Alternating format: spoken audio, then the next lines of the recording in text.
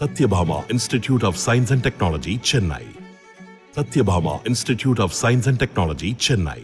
உத்தரப்பிரதேசத்தில் இரண்டாம் கட்ட வாக்குப்பதிவு நடைபெறும் 8 தொகுதிகள் குறித்த ஒரு அலசலை தற்போது பார்க்கலாம்.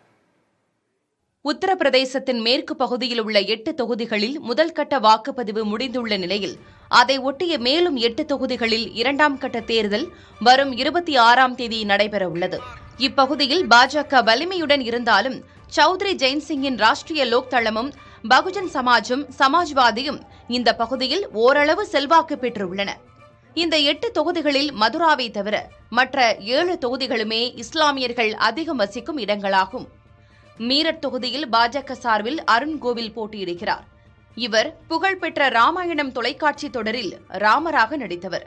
மதுரா தொகுதியில் தமிழகத்தை பூர்வீகமாக கொண்ட பழம்பெரும் நடிகை ஹேமமாலினி 3ஆம் முறையாக போட்டியிடுகிறார்.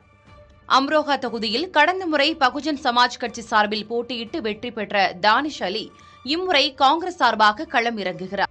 சமாஜ்வாதி ஆதரவும் தானிஷ் அலிக்கு இருப்பதால் இம்முறை காங்கிரசுக்கு அதிக வெற்றி வாய்ப்புள்ள தொகுதிகளில் ஒன்றாக அம்ரோகா பார்க்கப்படுகிறது. ஆனால் இந்த தொகுதியில் 1984ஆம் ஆண்டிலிருந்து எந்த எம்பியும் தொடர்ச்சியாக 2வது முறை வென்றதில்லை என்பது குறிப்பிடத்தக்கது. இவை தவிர காசியாபாத், கௌதம் புத்தா நகர், புலந்த்ஷஹர், அலிகர், பாக்பத் ஆகிய தொகுதிகளிலும் வாக்குப்பதிவு நடைபெறவுள்ளது. இந்த 8 தொகுதிகளில் கடந்த முறை அம்ரோகா தவிர மற்ற 7 தொகுதிகளில் பாஜக வென்றிருந்தது.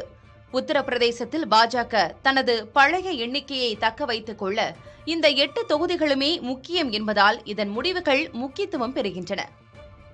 Satyabhama Institute of Science and Technology, Chennai. Satyabhama Institute of Science and Technology, Chennai.